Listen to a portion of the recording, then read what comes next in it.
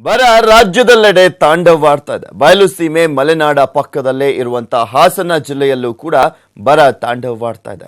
ಎಲ್ಲಿ ನೋಡಿದ್ರೂ ಕೂಡ ನೀರಿಗಾಗಿ ಹಾಹಾಕಾರ ಎದ್ದಿದೆ. ಎತ್ತಿನ ಹೊಳೆ ಹೇಮಾವತಿ ನೀರು ಕೊಡ್ತೀವಿ ಅನ್ನೋ ರಾಜಕಾರಣಿಗಳಿಗೆ ಇಲ್ಲಿನ ಬರದ ಚಿತ್ರಣ ತೋರೋ ಯತ್ನ ಇದು. ಇದಿಷ್ಟೇ ಸಾಕು ಮಲೆನಾಡ ಪಕ್ಕದಲ್ಲೇ ಇರೋ ಹಾಸನದ ಬರದ ಚಿತ್ರಣ ಕೊಡೋದಕ್ಕೆ. ಹಾಸನ ಜಿಲ್ಲೆ ಸಮೃದ್ಧ ನಾಡು ಅನ್ನೋರಿಗೆಲ್ಲ ಈ ಚಿತ್ರಣ ನೋಡಿದರೆ ಸಾಕು, ಬರದ ಛಾಯೆ ಕಣ್ಣ ಮುಂದೆ ಕಟ್ಟುತ್ತೆ. ಬಿರುಕು ಬಿಟ್ಟ ಭೂಮಿ, ನೀರಿಲ್ಲದೆ ಪಾಳು ಬಿದ್ದ ಬಾವಿ. ಸಿಎಂ ತವರು ಜಿಲ್ಲೆಯಲ್ಲೇ ಇಂಥ ಸ್ಥಿತಿ.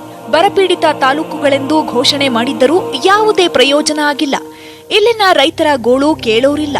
ಜಾನುವಾರುಗಳ ಮೂಕ ರೋದನೆಯಂತೂ ಯಾರಿಗೂ ಕೇಳ್ತಿಲ್ಲ. ಹಾಸನ, ಅರಸೀಕೆರೆ, ಚನ್ನರಾಯಪಟ್ಟಣ ತಾಲೂಕುಗಳು ಬರಪೀಡಿತ ಪಟ್ಟಿಗೆ ಸೇರಿವೆ.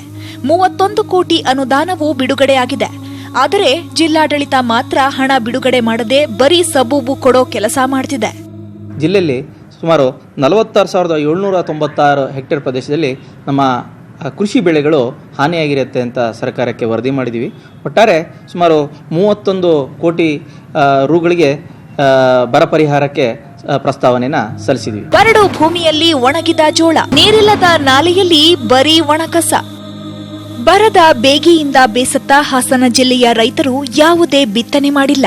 ರಾಗಿ, ಮುಸುಕಿನ ಜೋಳ, ಆಲೂಗೆಡ್ಡೆ, ತೊಗರಿ, ಕಡಲೆ, ಹುರುಳಿ, ಅಲಸಂದೆ ಯಾವುದೂ ಬಿತ್ತನೆಯಾಗಿಲ್ಲ. ಇರೋ ಬರೋ ತೆಂಗು ಕೂಡ ಸಂಪೂರ್ಣ ನಾಶವಾಗಿದೆ. ಮೇವು ನೀರಿಲ್ಲದೆ ಮೂಕರೋದನೆ.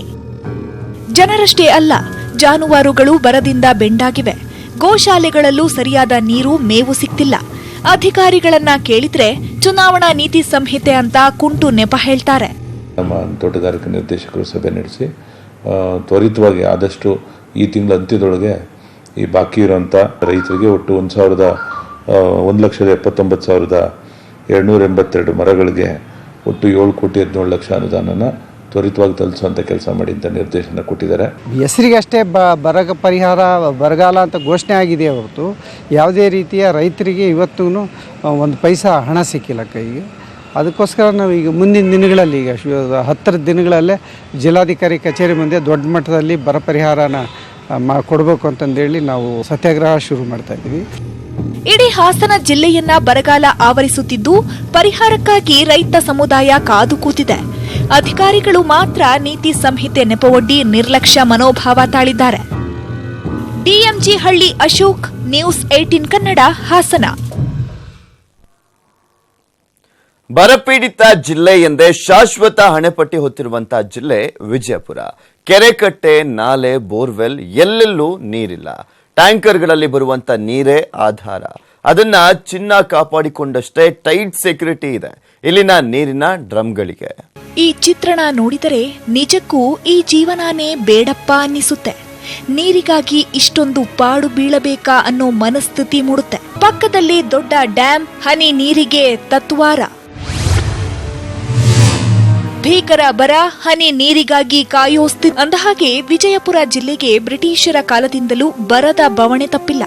ಪಕ್ಕದಲ್ಲೇ ಆಲಮಟ್ಟಿ ಡ್ಯಾಂ ಇದ್ದರೂ ಕೂಡ ಸುತ್ತಲಿನ 150ಕ್ಕೂ ಹೆಚ್ಚು ಗ್ರಾಮಗಳಿಗೆ ಟ್ಯಾಂಕರ್ ನೀರಿನ ಡ್ರಮ್ಗಳಿಗೂ ಇಲ್ಲಿ ಬೀಗ. ನೀರಿರೋ ಡ್ರಮ್ ಕಾಯೋದೇ ನಿತ್ಯ ಕಾಯಕ. ವಿಜಯಪುರ ಜಿಲ್ಲೆಯಲ್ಲಿ ಸದ್ಯಕ್ಕೆ 150 ಗ್ರಾಮಗಳಿಗೆ ಟ್ಯಾಂಕರ್ ಮೂಲಕ ಕುಡಿಯುವ ನೀರು ಪೂರೈಸಲಾಗ್ತಿದೆ. ವಾರಕ್ಕೋ 15 ದಿನಕ್ಕೋ ಬರೋ ನೀರನ್ನ ಶೇಖರಿಸಿ ಕಾಪಾಡಿಕೊಳ್ಳೋದೇ ಸಾಹಸದ ಕೆಲಸ. ಇದಕ್ಕಾಗಿ ಡ್ರಮ್ಗಳಿಗೂ ಬೀಗ ಹಾಕ್ತಾರೆ.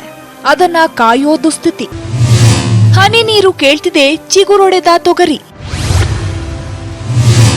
ಒಣಭೂಮಿಯಲ್ಲಿ ಕರುಕಲಾದ ದಾಳಿಂಬೆ. ವಿಜಯಪುರ ಜಿಲ್ಲೆಯಲ್ಲಿ ಮುಂಗಾರು ಮತ್ತು ಹಿಂಗಾರಿನಲ್ಲಿ ವಾಡಿಕೆ ಮಳೆ ಬಿದ್ದಿಲ್ಲ. ಮಳೆಯ ಕೊರತೆಯಿಂದಾಗಿ ಬಿತ್ತನೆಯೇ ಕಡಿಮೆ.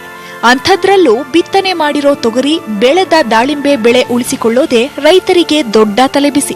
ಪ್ರತಿ ವರ್ಷ ಬರ ಅಧ್ಯಯನ ಮಾಡ್ತಾರ, ಹೋಗ್ತಾರ, ಅದರ ಸೂಕ್ತವಾದ ಪರಿಹಾರ ಕೊಡಲ್ಲ. ಪ್ರತಿ ವರ್ಷಕ್ಕಿಂತ ಈ ವರ್ಷ ಅತಿ ಮಳೆಗಾಲ ಒಟ್ಟೆ ಕಡಿಮೆ ಆಗೈತಿ. ಬರೀ ಕಾಟಾಚಾರಕ್ಕೆ ಬರ ಅಧ್ಯಯನ ಮಾಡಿ ಹೋಗಬಾರ್ದು. ಇದಕ್ಕೆ ರಾಜ್ಯ ಸರ್ಕಾರ ಸೂಕ್ತವಾದಂಥ ಒಂದು ಪರಿಹಾರ ಕೊಡುವ ನಿಟ್ಟಿನಲ್ಲಿ ಬರೀ ಕಾಟಾಚಾರಕ್ಕೆ ರೋಡ್ ಮೇಲೆ ನಿಂತು ಬರ ಅಧ್ಯಯನ ಮಾಡಿ ಹೋಗಬಾರ್ದು. ಬರಬೇಕು, ರೈತರು ಕರೀರಿ. ಇವತ್ತು ಪರಿಸ್ಥಿತಿ ಎಷ್ಟು ಶೋಚನೆಗೆ ಬಂದೈತಪ್ಪ ಅಂದ್ರೆ ಎಲ್ಲಿ ಕುಡಿಯೋಕೆ ನೀರಿಲ್ಲ ಪರಿಸ್ಥಿತಿ. ಬೋರ್ ಹಾಕಿದ್ರೆ 1000 ಫೂಟ್ ಗಟ್ಟಲೆ ಬೋರ್ ಹಾಕಿದ್ರೆ ನೀರು ಬೀಳ್ತಾ ಇಲ್ಲ. ಮೊದಲಿನ ಆದ್ಯತೆ ಮೇಲೆ ಸರ್ಕಾರದಿಂದ ತಗೊಂಡಿರೋ ಜಿಲ್ಲೆ ಇದೆ. ಎಲ್ಲ ಪಾಪ್ಯುಲೇಷನ್ಗೆ ಸರಿಯಾಗಿ ಕುಡಿಯೋ ನೀರು ಸಪ್ಲೈ ಈಗ ಸದ್ಯಕ್ಕೆ ನಾವು ಟ್ಯಾಂಕರ್ ಸಪ್ಲೈ ಮಾಡ್ತಾ ಇರೋದು 115 ಹ್ಯಾಬಿಟೇಷನ್ಸಲ್ಲಿ ಮಾಡ್ತಾಯಿದ್ದೀವಿ. ಆ ನಂಬರು ಒಂದು 200 ತನಕ ಇನ್ಕ್ರೀಸ್ ಆಗ್ಬೋದು. ಯಾಕೆಂದರೆ ಅಲ್ಲಿ ಇರುವ ಎಕ್ಸಿಸ್ಟಿಂಗ್ ಬೋರ್ವೆಲ್ ಬತ್ತು ಹೋದರೆ ಮತ್ತು ಅಲ್ಲಿ ನಾವು ಡ್ರಿಲ್ ಮಾಡಿದ್ರೆ ನೀರು ಸಿಗಲಿಲ್ಲ ಅಂದರೆ ಅದು ಟ್ಯಾಂಕರ್ ಸಪ್ಲೈ ಒಳಗಡೆ ಬರುತ್ತೆ. ಅಂಥದ್ದು ಕನಿಷ್ಠ ಒಂದು 200 ಹಳ್ಳಿಗಳನ್ನು ಆಲ್ರೆಡಿ ಐಡೆಂಟಿಫೈ ಮಾಡಿ ಇಟ್ಟಿದ್ದೀವಿ. ವಿಜಯಪುರ ಜಿಲ್ಲೆಯಲ್ಲಿ 4,09,614 ಜಾನುವಾರುಗಳಿವೆ. ಅವುಗಳಿಗೂ ಸರಿಯಾದ ಮೇವು, ನೀರಿಲ್ಲ.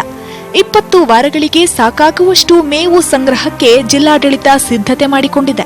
ಆದರೆ ನೀತಿ ಸಂಹಿತೆ ಅಡ್ಡಿ ಆಗದಿದ್ದರೆ ಸಾಕು ಅಂತ ಕಾದು ಕೂತಿದ್ದಾರೆ ಜನ. ವಿಜಯಪುರ ಜಿಲ್ಲೆಯಲ್ಲಿ ಬರ ಭೀಕರವಾಗಿದೆ. ರೈತರು ಬಿತ್ತನೆ ಮಾಡಿದ ಬೀಜಗಳು ಮೊಳಕೆಯೊಡೆಯುತ್ತಿಲ್ಲ. ಬರ ಪೀಡಿತ ಜಿಲ್ಲೆ ಎಂದು ಸರ್ಕಾರ ಕೂಡ ಘೋಷಣೆ ಮಾಡಿದೆ. ರಾಜ್ಯ ಮತ್ತು ಕೇಂದ್ರ ಬರ ಅಧ್ಯಯನ ತಂಡಗಳು ಇಲ್ಲಿಗೆ ಭೇಟಿಯನ್ನು ನೀಡಿವೆ. ಆದರೆ ಇದುವರೆಗೆ ಈ ರೈತರ ಸಮಸ್ಯೆಗಳಿಗೆ ಮಾತ್ರ ಪರಿಹಾರ ಸಿಕ್ಕಿಲ್ಲ. ರೈತರ ಪರ ಇವೆ ಎಂದು ಹೇಳುವ ಸರ್ಕಾರಗಳು ಈ ರೈತರ ಸಮಸ್ಯೆಗಳಿಗೆ ಸ್ಪಂದಿಸದಿರುವುದು ರೈತರ ಗಾಯದ ಮೇಲೆ ಬೆರೆ ಎಳೆದಂತಾಗಿದೆ. ಕ್ಯಾಮರಾ ಪರ್ಸನ್ ಸುನಿಲ್ ಜೊತೆ ಮಹೇಶ್ ವಿಶ್ವಗಾರ್, ನ್ಯೂಸ್ 18 ಕನ್ನಡ, ವಿಜಯಪುರ.